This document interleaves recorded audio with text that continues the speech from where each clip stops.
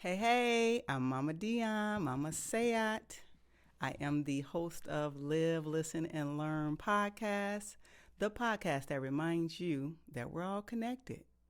And when we share our stories with others, we can have a positive impact and change the trajectory of someone's life. So let's listen up. All right. So today I have a very special guest. It is my wonderful husband, Baba Ra Ama to some. He's a man with many names also. So welcome to my podcast, husband. Right. Oh, man. We've been married, for those that don't know, for almost 30 years. Well, we've known each other for almost 30 years. Been married 26 years. And we just remembered that because the other day we were trying to figure out how many days we were married. You forgot, or I should say how many years we were married. He forgot, then I forgot. And, you know, when the women forget, oh, my goodness, nobody remembers. So, anyway. That seems like a long time. It's actually been that long? Yes. Yes. You're trying to think of something to Well, say. no, I'm just, that's a long time. That's half of our life. Half of our lives we've been together. Yes. Wow. Yes. You know, I remember just like yesterday, going to Western Illinois, you know, and seeing this young lady who has some potential. That's a potential. I really wanted to make sure that she had the potential and ability to. I took a shot. And, you know, I'm glad things actually worked out for me taking a shot. You know what I mean? Yes. Yes. Yes. And 26 years later, we're still happy. Yeah. And we're actually 29? Yeah, because, right, we're only, 26 is only married years where you jump the broom officially. But we were together, you know, a few years before that. Correct. Yes. So 29 years. Yeah. So I'm glad you took a shot, as you say. Yeah, I took a shot. I said, you know what the hell? You know, did you call your dad? What'd your dad say? You know, and say, it's a risk, but you know, let me go ahead and take this risk, and things worked out. It was a risk at a young age, yeah. Well, you know, when we decided to get married, you know, obviously at 22 years old or whatever, you struggle with that thought, like, marriage at this age, you know.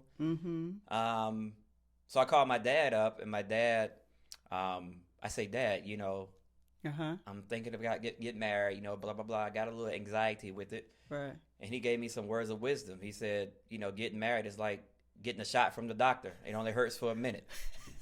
So, you know, so that's my dad, you know what I'm saying? And so I was like, wow, that's all you're going to tell me about marriage? You know, so, but that did help me get through the ceremony, knowing that the ceremony would eventually be over with. But on a serious note, you know, I'm happy that we got married. I'm happy that we're still together, and you know, happy we're going to do great things with each other moving forward. Yes, and we've done a lot of great things so far, as they tell us. Right. Right, all the people that we've helped build communities with. Right, so yes, it's definitely been a wonderful experience, journey for half my life of being with you, right? It sounds so like we old people, like grandparents. We've been together almost 30 years. Like, you don't really hear that a lot these days. So when people applaud us and really be like, oh my goodness, hands down to y'all doing phenomenal, you know, don't ever break up, you know, everything good, that type of thing.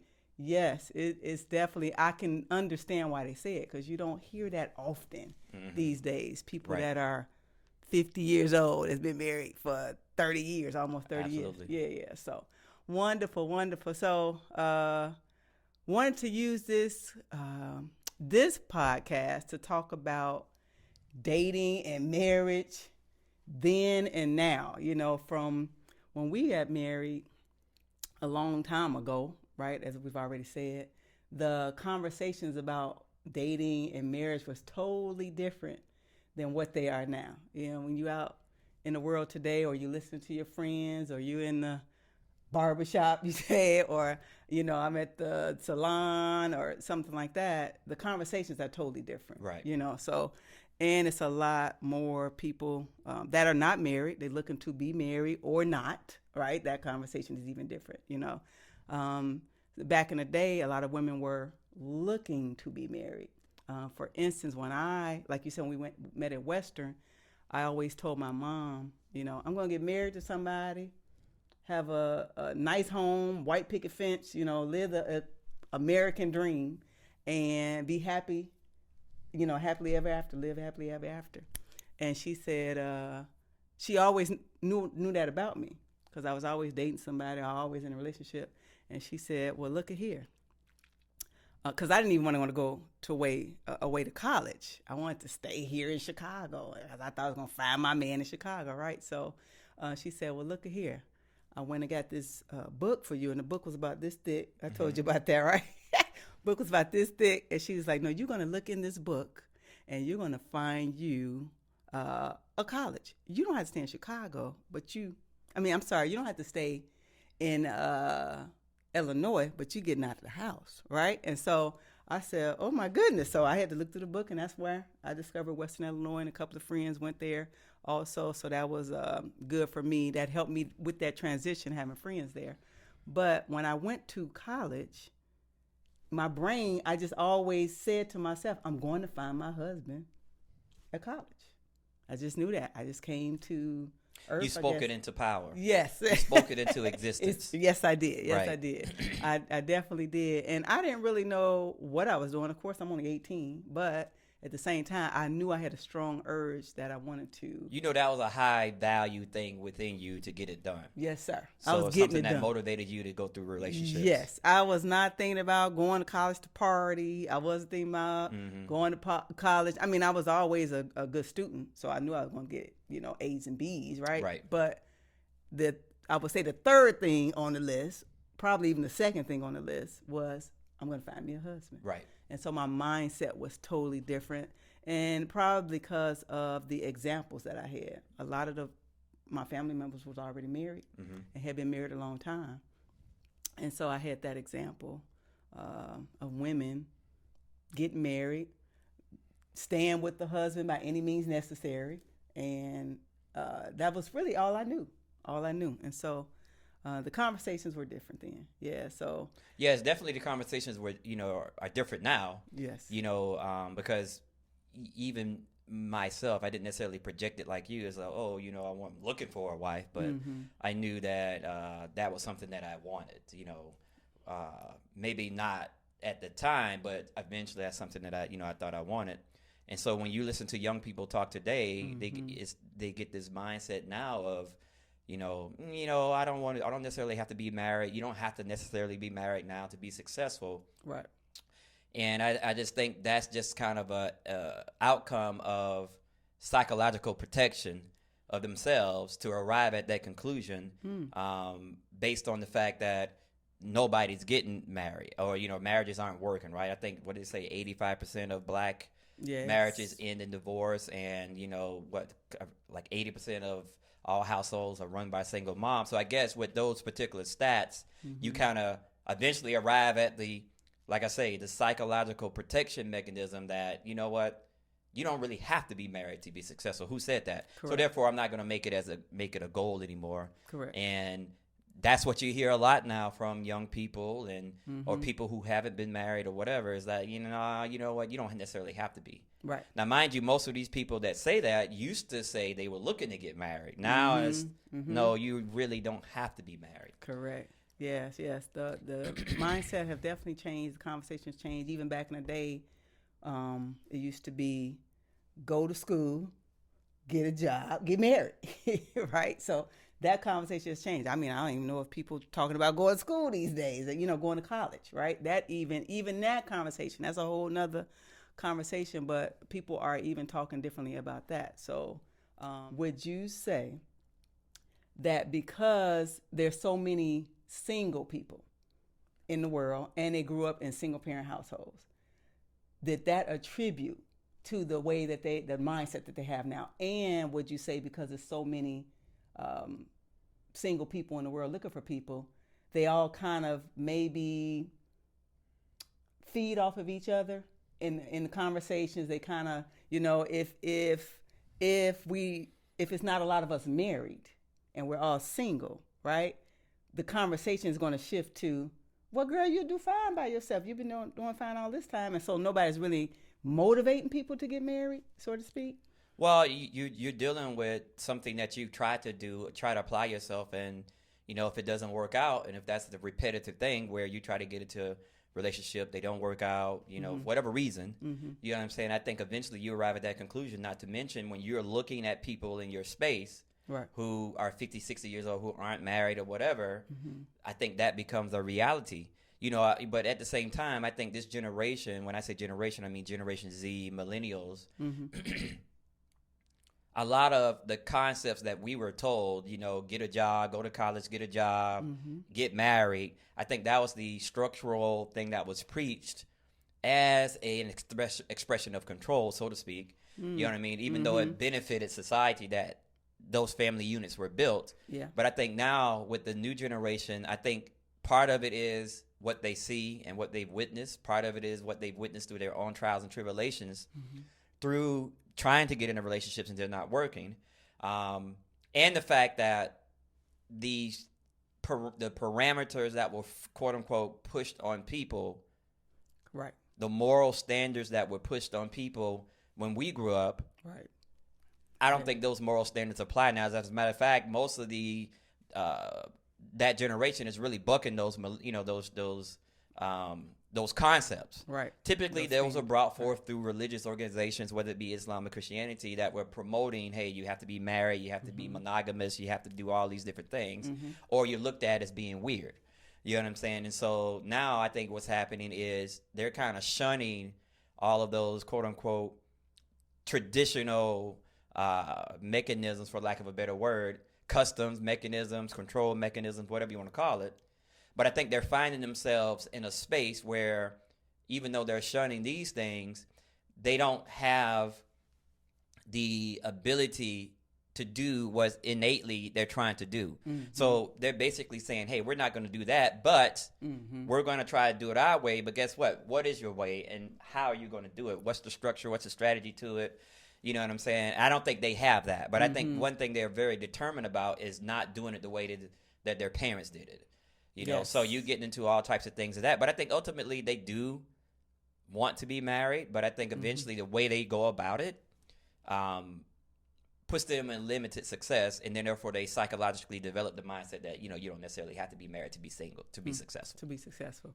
And would you say, because we have heard people say that, right? You don't have to be necessarily married. But I've also heard you say when you've coached people before and when you're talking to audiences and groups of people, I've also heard you say you're going to have limited success when you're not in a relationship.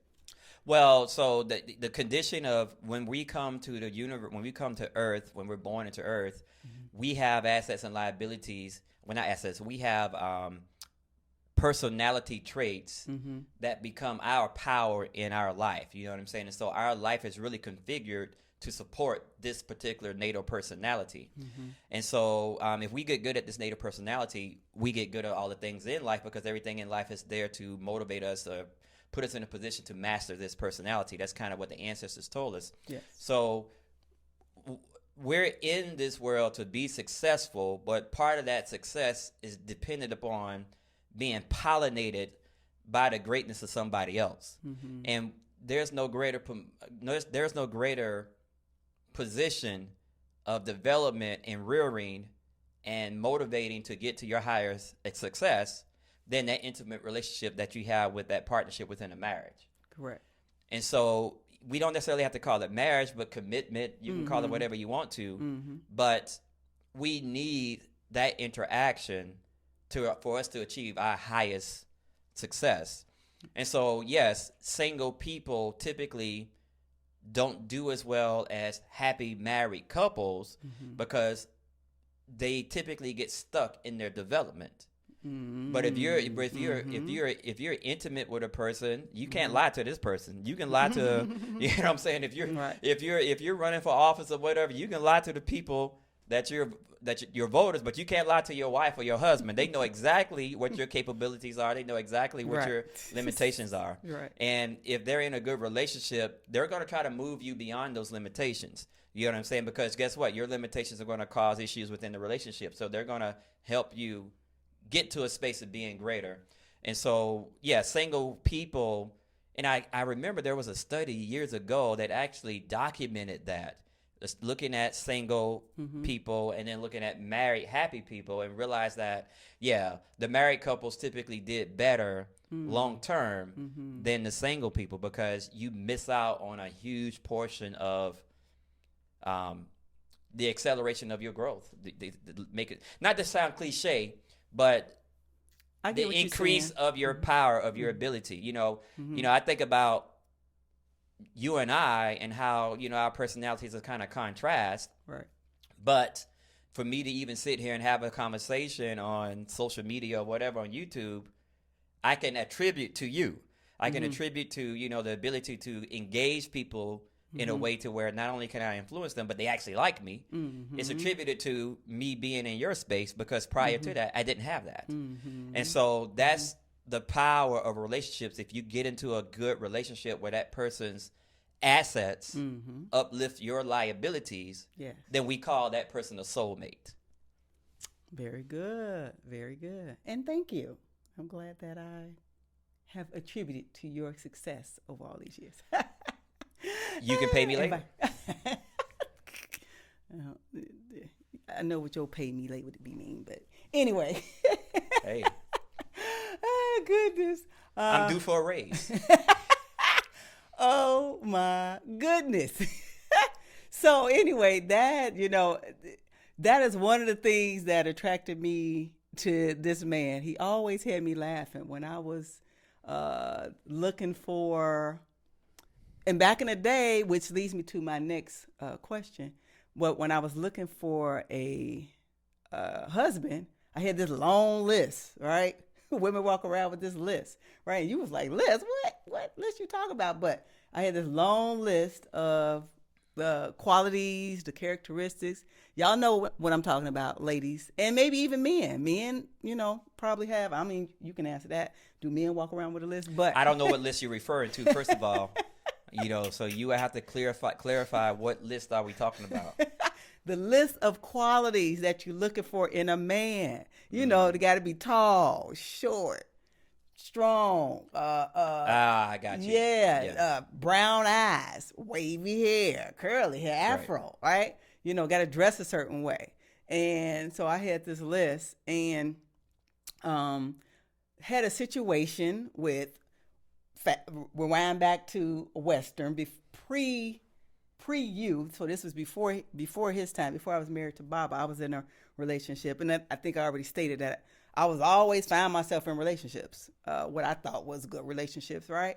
And so pre-Baba had these lists, and so I was in a relationship with somebody for about a year and a half or so, and actually go to try to visit the guy, surprise the guy, and I can clearly hear somebody in the room. I knock on the door. I can clearly hear somebody in the room, right? And they don't come and answer the door. And I said, I done busted somebody, right? And so anyway, smart girl, right? I said, okay, I got it. I done busted.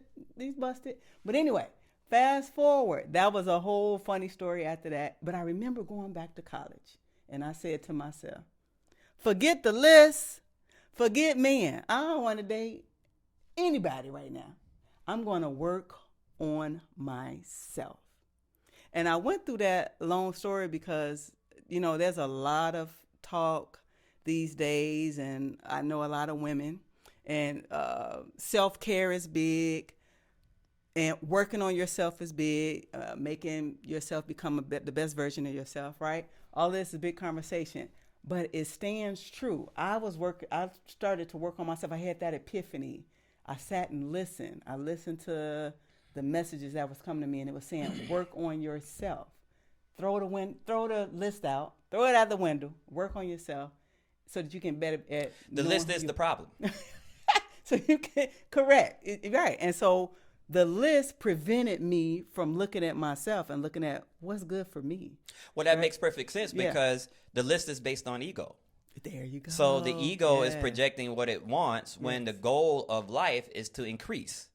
You know what I'm saying? So the ego wants something that doesn't necessarily increase you. You know, I truly believe that, believe it or not, even no matter what the numbers say, that there's a person for everybody. Yes, I think we spend more time. I think we spend more time skipping over the people that are actually good for us because they're not a part of the list or they don't fulfill some of the list when they're actually very good for us and can actually take us to another level.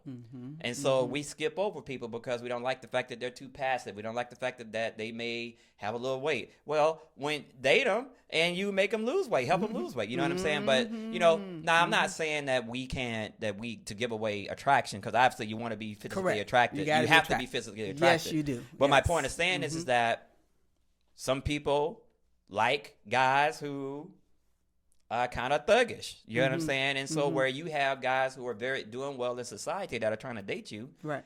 Who, you know, have a career doing well, you know, and you choose to date somebody that may spend a significant time in prison. You know what I'm saying? And so the point is that the list is the issue, because what we don't understand is that we're here to increase. And there are only certain people in the world that can increase you. Not everybody that you meet, not everybody that you date, hell, not everybody you have sex with can increase you. Has the capability, has the power, has the talent to increase you. And when you say increase, I love that. But when you say increase, sounds like the same thing as what's trending now, or a lot of people say now, is becoming the best version of yourself. That person will help you to get there. Yeah, that's what I mean by increase. Right. Yeah, if you're in a relationship, you're supposed to be increased. Yes. Even though you may go through negative times in the relationship, there's always that element. Even when we were going through not so good times, there's always that element there that I'm supposed to be with this person, even though we might not like each other right now. But there's always something underneath that's saying, I need to be with this person. I'm destined to be with this person. But right now, the relationship is just not going. So, yes, that's an innate need that we have that is fulfilled by someone else. And I truly believe that we would not come into this existence without that being provided for us. That is such an important thing that I don't think we would come into this existence without that being provided for us. But I think, like you said, we get into our list, we get into our superficial things that we want, and that eventually makes me gloss over a person that's actually good for you. That's right. That's right. And I've said it to you before, your partner holds you accountable. So, for instance, Baba is big, meaning so that it helps you to get to that place of becoming the best version of yourself. Because when you're single, right, or not in some type of relationship, it's all about ego, like you said. So, I want to do this tonight. I'm going to eat this tonight. I'm going to go there tonight. I'm going to sleep with them tonight. You got all these different things, these ideas that just come to your head, and you could just kind of go with it because it's your ego feeding you these ideas. And if you think you're going to get pleasure from it, I'm going to act on that, right? Right. But it can put a person in a not so good space, right? Increased weight, right? Bad relationships, right? Loss of money, loss of friendships, right? Because you're being led by the ego. But a good person, like you're saying, a person that's good for you, that's going to help you increase, that person will help you to see, you might not want to do that, right? Yeah. Or let's go work out together. Or when's the last time you worked out? Right? Correct. Correct. Those type of things. Yeah, the level of accountability is based on what they do well. Yes. So if that person does health well, then they're going to project that onto you. Yes. And you're going to provide them with the space that allows them to have that effect on you. Yes. You know? Yes. And so when I come to you and say, hey, you're doing hot yoga. You know what I mean? And it's like, you know, what? No, you're doing hot yoga. I already signed you up. You're going to go there Tuesday and Thursday. True story, yeah. You know, and that's what we're doing because Yes. In our relationship, health is very important. Yes, it is. You know, and so we project that. I project that in my space, even to my kids. Yes. That diet, health, how you eat, how you sleep, you know, you're exercising, you know, all those things I think is important for us to be the greatest version of ourselves. So that's my thing that I try to, you know, and the partner would typically benefit from that, you know what I'm saying, in the long term, you know. Right. Which is so, and I'm going to have you talk about it, but it's so important to know people's personalities and who you get into a relationship with. Correct. Because if you don't, you would think actually, because if I think about back in the day, right, when you're dating people, you would actually think that the person is maybe infringing on your space. You know, they trying to tell you X, something that they think is good for you, could benefit you, and you like, I know what I'm doing, or I don't want to hear it. Right. Or like you said, people have their strengths, and their strengths are going to increase you, but you don't see it that way. A person may not see it that way. In a relationship? In a relationship. A person don't see it that way. So they're blocking these lessons, these different things that this person's trying to assist them with. They're blocking that, and so they're not getting. And you just mentioned one reason why divorce works. But I mean, why divorce happens. Because, you know, if that's important to me, I'm going to project it. Right. If it's beneficial to you, that even makes it more, lack of a better word, foolish that you don't want to do it. So that means that you want to be unhealthy. So now eventually when you get to a space where you're unhealthy or whatever, we fall out of favor. And a major reason why people divorce is because their partner doesn't give them that space to allow their greatness to impact them. You know what I mean? And so eventually that relationship becomes something that's just not worth my time. You know what I mean? And unfortunately, even in the old days where women were basically just told, hey, you got to get married, you got to follow everything the man says. And so women were made to be unhappy in that space. You know, it wasn't about them. It was about them being subordinate to the man and doing specific duties when they had the talents and skills to do other things. Yes. You know? And so, but in relationships now, what I see in my relationship coaching business is that, you know, a lot of us don't give our partner that space to allow their talents and skills. I'll give you a perfect example. You know, working with couples sometimes the husband may run a business, but he may be good at talking to people and getting clients or whatever, but he's terrible with the financial aspect. And so, but at the same time, he doesn't want his wife, who's very good at finance, who's very good at details and things of that nature, to take care of that for him. He wants to keep the business separate. And what he fails to realize, and I'll tell him straight up, like, you're not going to be successful in your business because you don't have the talents and skills to do the whole thing. So, but the point is that we aren't trained on how to position another person in our lives to be great, to allow their greatness to influence us. And the last thing I say about that is, it's interesting because if you study most billionaires and successful people, one of the qualities that they all share is the understanding of their liabilities and how to hire quality people where their assets uplift their liabilities. In other words, they give these people their space to do things that help them, you know, help them beyond their weaknesses. And to be honest with your family is a business, but that's a whole nother conversation. That's a whole nother conversation. And so when you're in a relationship, you have to give that partner that space. I think we mentioned this, right? No, not now, but one of the things that we preach to couples when we do workshops, there are 4 expressions of love, right? Correct. Yeah, but most people get caught up in the first phase of love, which is what we call the association of the object of the person with the fulfillment of your ego. And that we call that the false love, where in that romantic phase, you're getting caught up into the physical person, you know, so that's why we're doing a romance thing, intimacy and things of that nature. But what ends up happening is the synergy phase doesn't use that technology. So typically we'll go through a conflict phase in between the romantic phase and the synergy phase, because the synergy phase needs your talents and skills. It needs you to use your talent and skill to make their family profitable. Got it. And if they don't know about these phases, like you said, that's going to create a lot of divorces, because in that, which you didn't talk about, I've heard you speak to people and tell me about the phases. conflict phase. Everybody's going to get there, and you're not going to like your partner.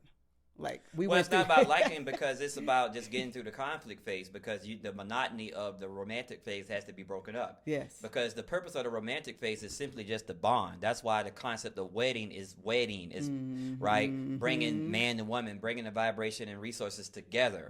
So that's why we do a lot of romance because it's just bonding then. Yeah. But the ideologies that we develop in the romantic phase don't serve the relationship moving forward in the synergy and empowerment phases and the last phase of the relationship. You know what I mean? So that's why the conflict phase always exists because it has to break up the ideology of infatuation. Yes.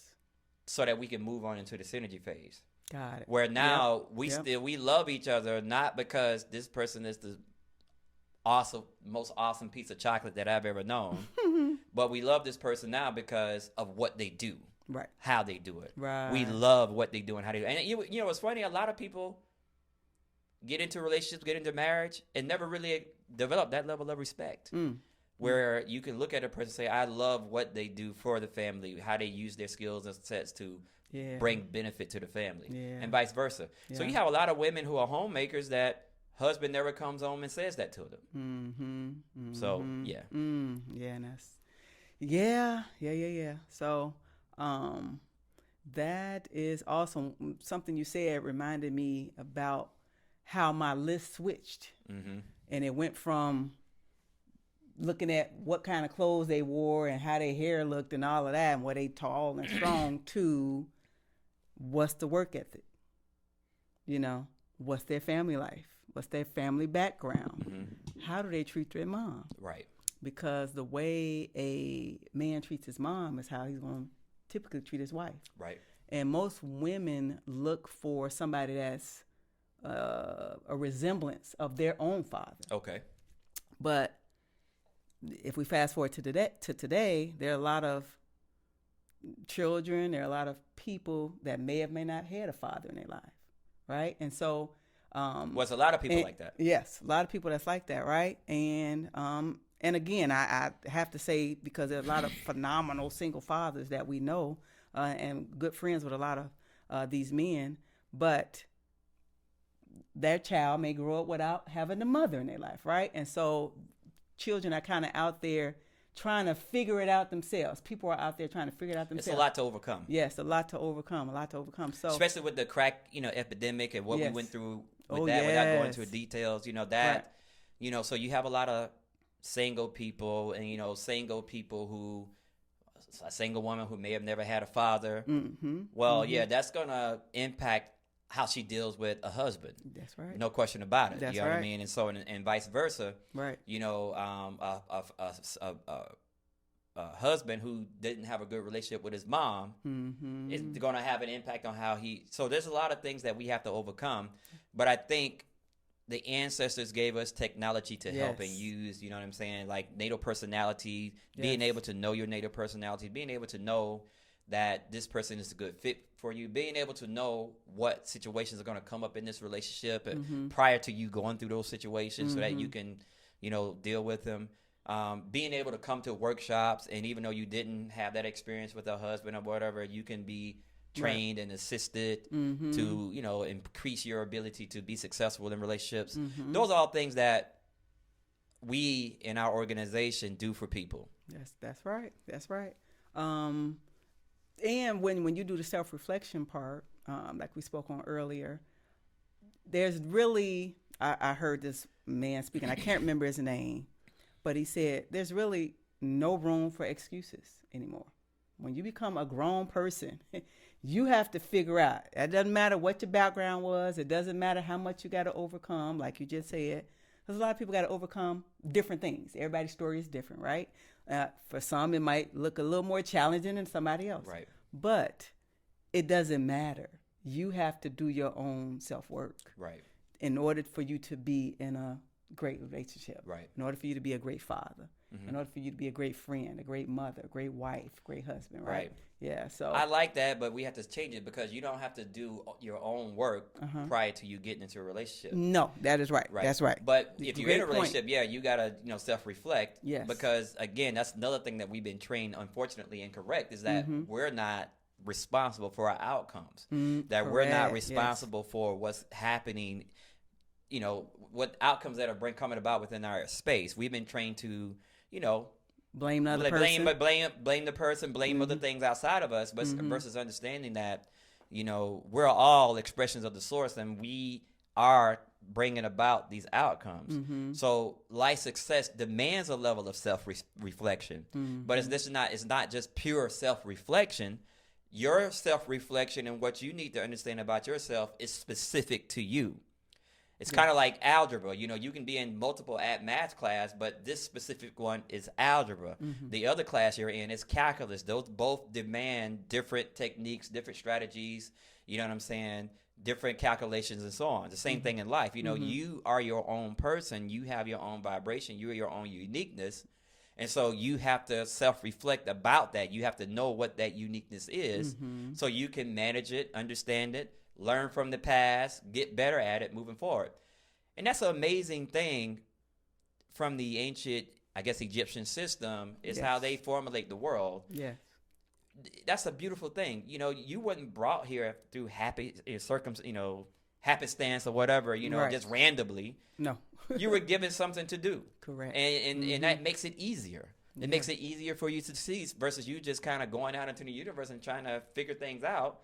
There's no need to figure things out. You are this particular vibration, and you must get better at this vibration.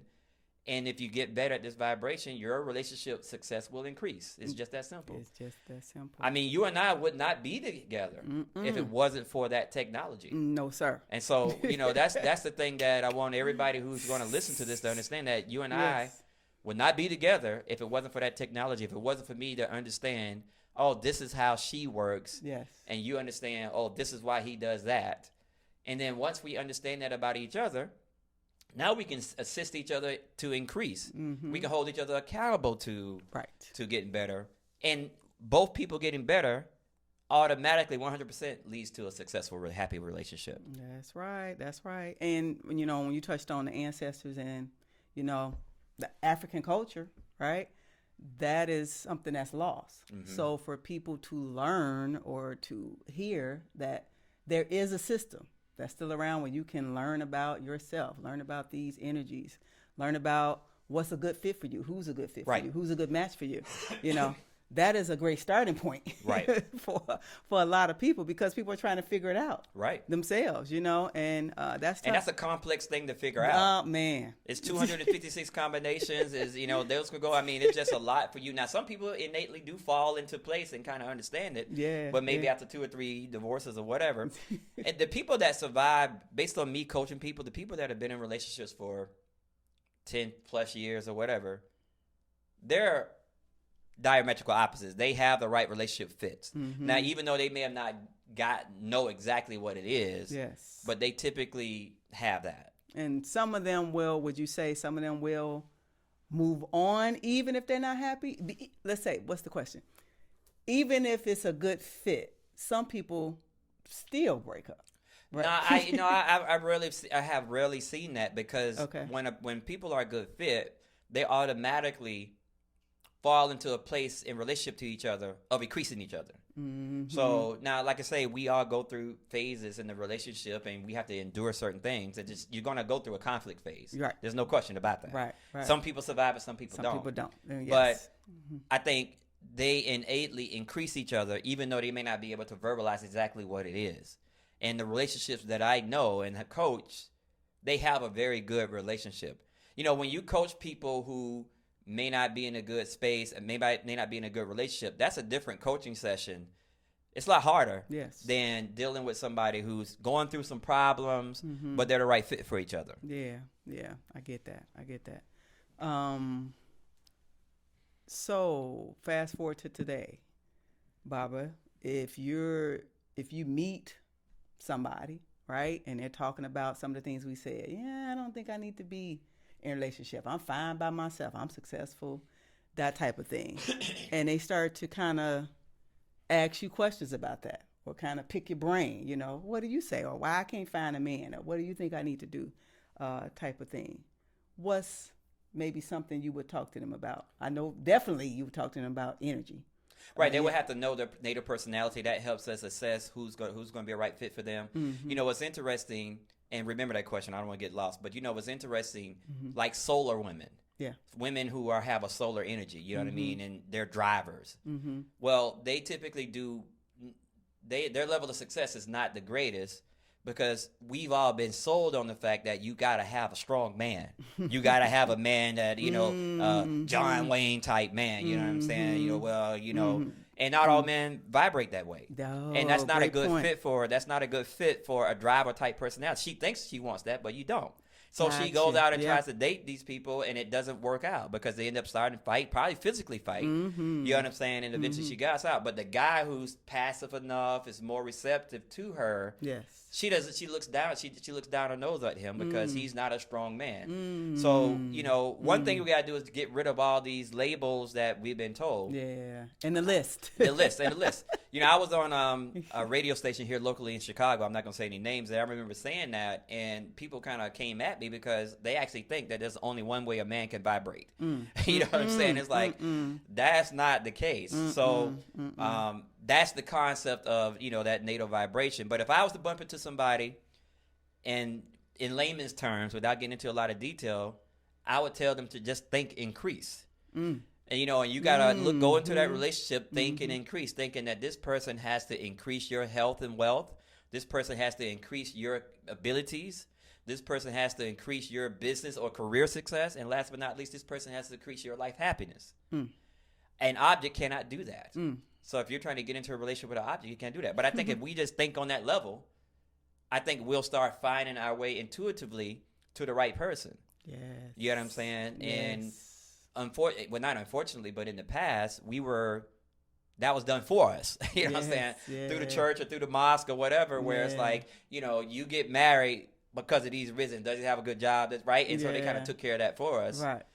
But if you just think increase versus sensual appetite, you know, because like right now today, nobody courts. And I hate to use the word court because it is, when you say it, courtship, it sounds old and it gives it a negative connotation, so to speak. That's what they were using back in the day. But we were dating. Dating for a period of time by which you realize, can this person increase you? Yes. So we don't have to call it courtship. Yeah.